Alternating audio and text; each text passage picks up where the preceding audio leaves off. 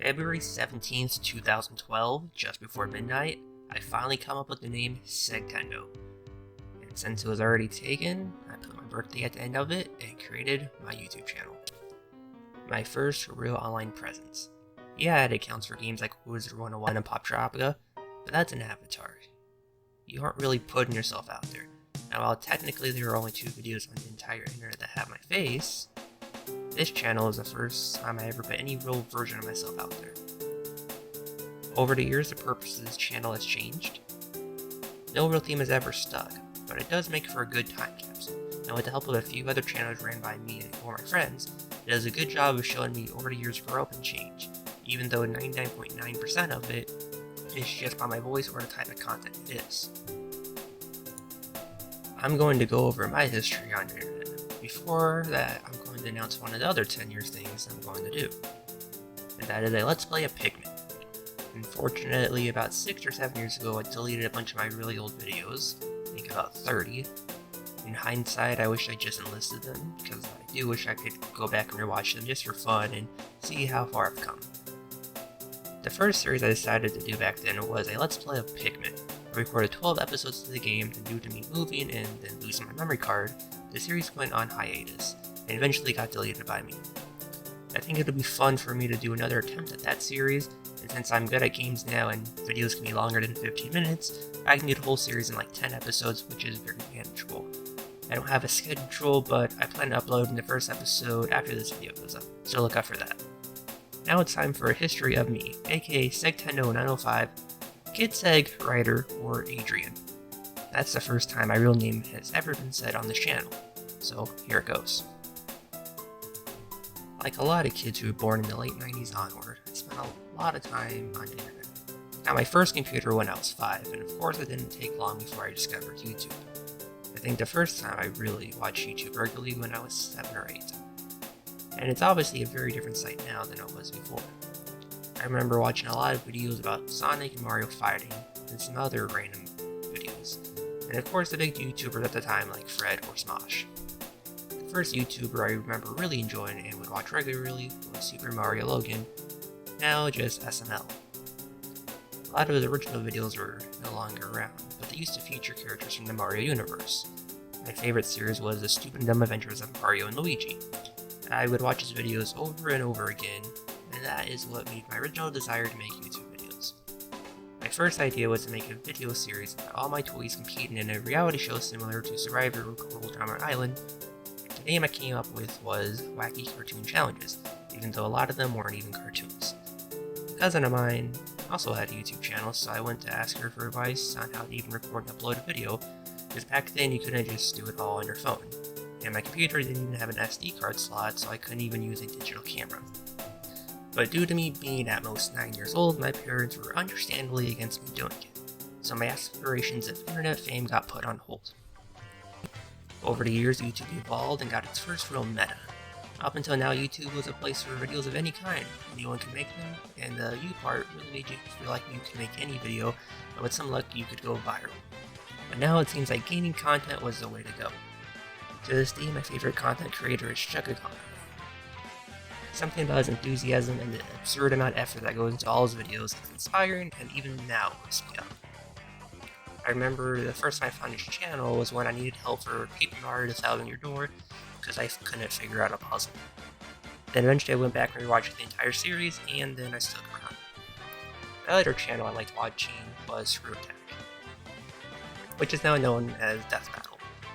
And let me tell you, Screwattack was the website in middle school. They had daily gaming content that weren't just Let's Plays.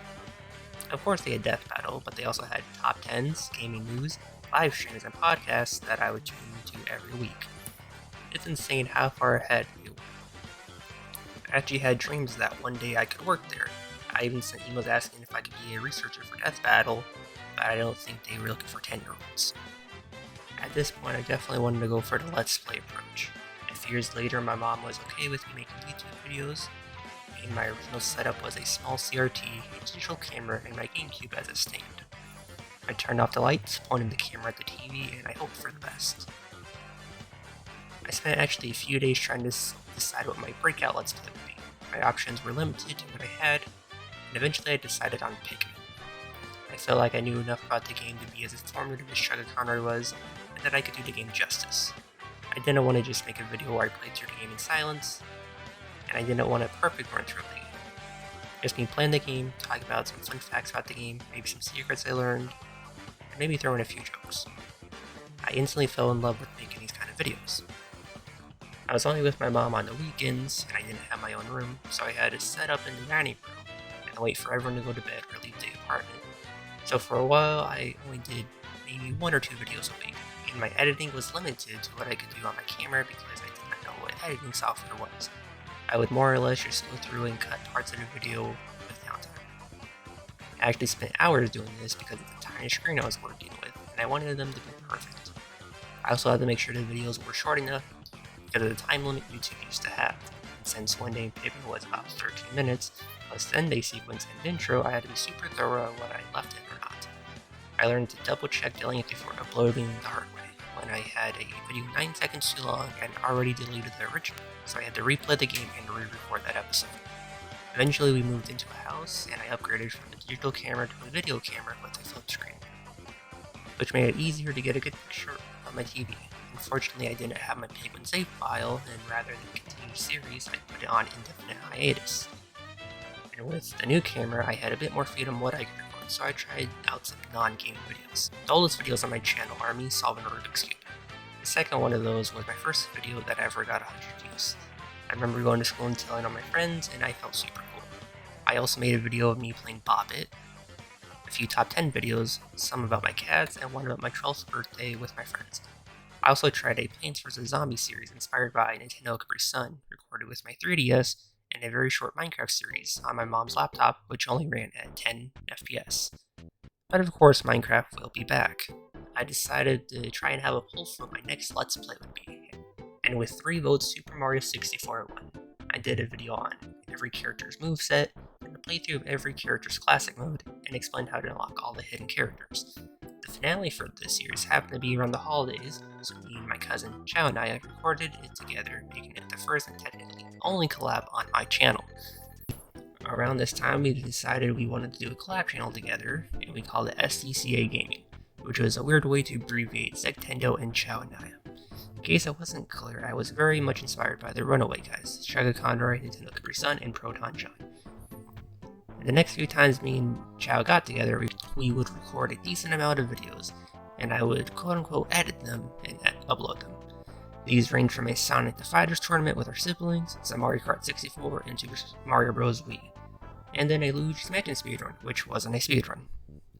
A ton of these never got uploaded because I had a hard time managing 2 channels, and since I had all the footage, we weren't able to split it up, and eventually the channel went inactive. It still helps that you can go take a look at some really low quality videos from 2012 or 2013. Even though STCA Gaming kinda died off, the collabs were not over.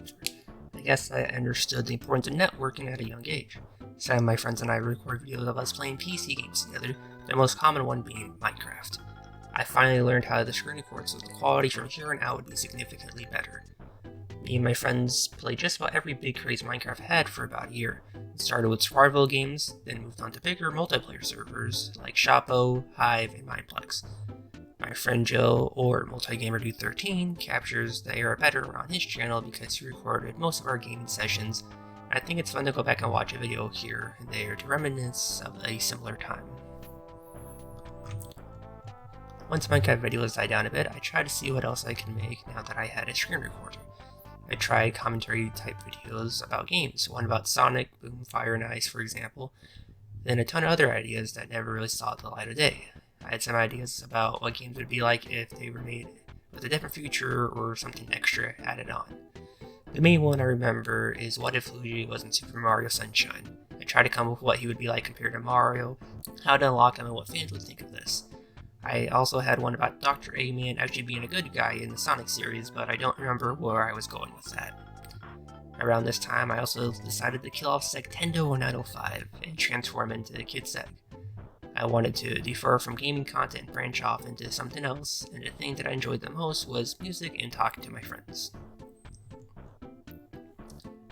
I made a lot of Nintendo arrangements. A lot of them never even got uploaded. Some were because I thought they could be better, but I never got around to improving them, and and some others were because I wanted to save them for the Nintendo Medley project, a project that was too ambitious for me at the time. Eventually I got bored of just arranging video game music and I wanted to make some original stuff, but it would be years before I ever made something I was proud enough to put out there. This was also around the time when I made iSlash. I invited my friends Corey and Joe as well as Chow to join me. Once again, I was probably too ambitious with where I wanted to take this channel, but I think that can be a good trick to have. For iSlash, the intention was to do a weekly podcast, which was right before literally everyone was doing a weekly podcast, then eventually evolved it into a bigger channel, largely inspired by Screwattack. I wanted a top 10 series where me and someone else would each present our top 10 lists on something, and maybe try and create the definitive one. If this was a more modern show, it would probably be a tier list show. I also wanted to try and get my friend Damien or GTXHD on board and have music on the channel, either covers or original music. I also wanted to have some sketches. I never had any set in stone, but I remember talking to Corey about a few back in the day. But when the 4 or 5 people we have working on a channel are in high school, and understandably have higher priorities, it's really hard to get all this going. Even just a weekly podcast with 2 people was hard to get going consistently, so eventually iSlash faded away, but with that was another adventure not too far away. Now I would say we have reached the modern era, where everything I'm going to mention now is still being worked on or has recently been finished. I have started college, dropped out of college, and now I'm on my 4th job. But for my online life, things are probably the most enjoyable they have been in a while. Despite content being the most spaced out due to busyness, laziness, and lack of motivation, while at the same time having so many ideas, it's hard to pick where to start and then not drop focus on one thing while wanting to work on the next. First, I'll talk about Gravestone Productions. Shoutouts to Joe for really trying to keep this boat afloat. He's constantly working on something and is really trying to have more stuff being worked on. But again, it's really hard when we don't all live near each other anymore and have fairly busy lives. We've been on hiatus lately due to COVID, but we did have a podcast that went up weekly for almost a year. Then there's the Let's Talk series, which in my opinion 2 very well made episodes edited by me, one written by Joe, which is about Spider-Man, and the other written by me, which is about Paper Mario, which I procrastinated on and took a week of editing and recording for about 5 or 6 hours a day to get it out in time for Origami King.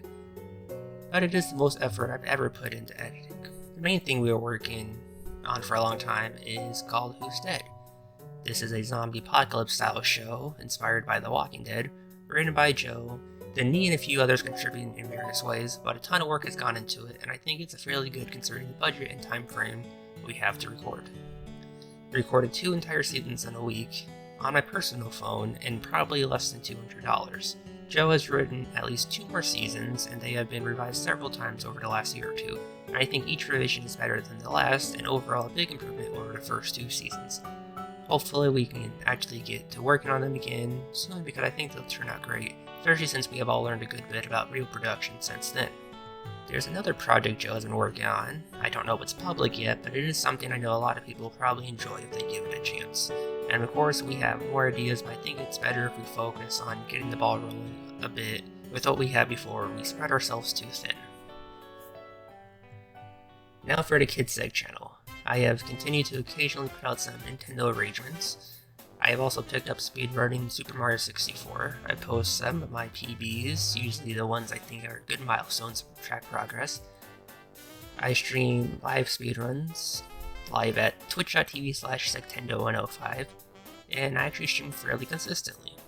In January, I probably streamed like 200 hours of Mario 64, and I plan to keep on running the game just a bit less than before. I also want to try out a few other games and see how those go, particularly Zelda randomizers or challenge runs in some other games. I also uploaded a SM64 series where I would try and show effective ways to practice stars and stages, but it was really hard to learn an entire stage and get it consistent enough for a weekly video series. It literally took all my free time. I do plan on finishing it once I go through and learn the 120 star fully, so I won't spend 4 to 5 hours trying to get a good run, and then not even getting one. In terms of original music, I have released 4 complete original songs. The first of which was called Seasons. It is a piece inspired by The Seasons, as well as the music from Stardew Valley. I really enjoyed working on it, but I do think I can do better with what I've learned since working on it. 2 of the other ones I've worked on are The Song of Joe and Song of Zack. also known as Escape Room and Lullaby of the Eternal Sleeper, respectively. These are a part of a collection of songs I'm making, one for each of my friends. I am working on Song of Damien or GTX HD currently, and I have at least 4 more planned after that. And the last song is my favorite thing I've ever made. Even over a year later, I would still change nothing about it. I absolutely love it. It's called Lucy, subtitled Corso Naturale, which means the natural course, and Lucy meaning light in Latin. Inspired by the theme of elfin lead, Lilium, and one of the main characters, Lucy. I found her story to be very relatable, and in Corso Naturale, I guess you can say, I am Lucy. The full meaning of the song and each act will live with me, and probably only me, for a very long time. So what's the future? Lots and lots of stuff I want to do eventually. I will absolutely be playing more Mario 64. I want to get a 52-minute time in 70 star at least, then try out 120 star. I have no endgame goals yet. The only thing I want to change is playing it a bit less so I can spend some time playing some other games. I also have the Pikmin Let's Play I want to do, which will be relatively short, and I have no plans for any other Let's Plays unless I really like the Pikmin one, or if there's another game that I think I can do a really good job with. I honestly don't think Let's Plays are my thing, but who knows this time around. I don't have other gaming content planned out, at least not for this channel. We have a Graveyard Games channel we want to start getting videos out on. I have some ideas, and I know Joe has some ideas too. Something I like to do is have Joe and someone else try in their Mario 64 and see who can get a better time within a week or so with my coaching. Or have a 2v1 race in 70 star against me using SM64 Online. I'd also like to try out some Zelda randomizers, don't know to what extent, but I do enjoy doing those. And something me and Joe discussed before is a Danganronpa playthrough. I've already gone through the entire series, but I'd love to see Joe's reaction to everything, and just carries over to any other games that me or someone else has played, and we want to see someone else's first reaction to the game. And in terms of music, I don't even know where to begin on everything I want to make. I want to eventually go back to work on Nintendo medley once I get more of my original stuff finished. I want to finish the Friend album this year if I can, but I'm not going to force it. I have a few songs I think would work well on a different album. A few of them are already done, I just don't have a name for them, and I want to put them on an album or EP together. A lot of it is video game music inspired. I'd also like to dabble in some live recording or covers of other songs. That's still a big maybe, but I have thought about it a lot. And yeah, that's the story of this channel and me. Hopefully we have another 10 years ahead, and hopefully videos will be out more than once every 6 months. Thank you so much for watching, and peace.